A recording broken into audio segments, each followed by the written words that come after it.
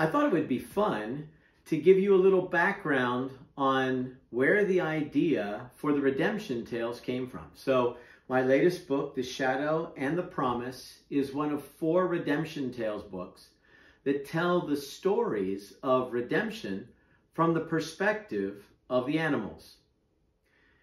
The idea began back in 2002. 21 years ago, I wrote a story for my children called The Coney of the Crags. It was the story of creation from the perspective of a badger family that were the first badgers ever to be created by God, that Adam gave the name Coney. And I wrote this story, read it to my kids, and then I just kind of stuck it on the shelf. I even thought I might illustrate it myself and did some badger sketches to see what the character would look like. And then I guess about 3 years ago, I decided to do a rewrite of that story. And that became the first story in the first book of the Redemption Tales. I shortened it quite a bit, and then I got the idea, you know, what if I continued these stories?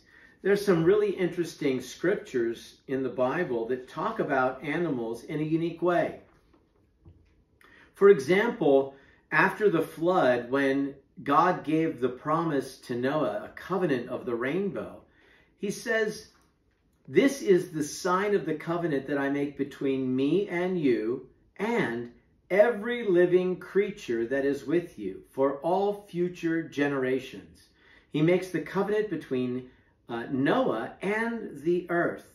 And he says, "Whenever I see the rainbow, I will remember my covenant that is between me and you and every living creature of all flesh." So the promise of the rainbow is actually for people, but also for the animals. Fast forward to the New Testament, and when Jesus is tempted, Mark gives a very interesting addition. He says, "The Spirit immediately drove him," Jesus, "out to the wilderness. And he was in the wilderness 40 days being tempted by Satan, and he was with the wild animals." When I read that in doing this series, I thought, I've got to include a story that is from the perspective of those wild animals. And so that's what Redemption Tales is.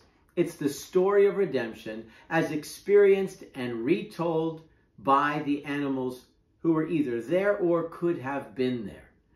I had to think of what animal would I use in different situations. Like, what animal would have been present at the crucifixion? None are named. And then I realized that there was an animal called a jerboa.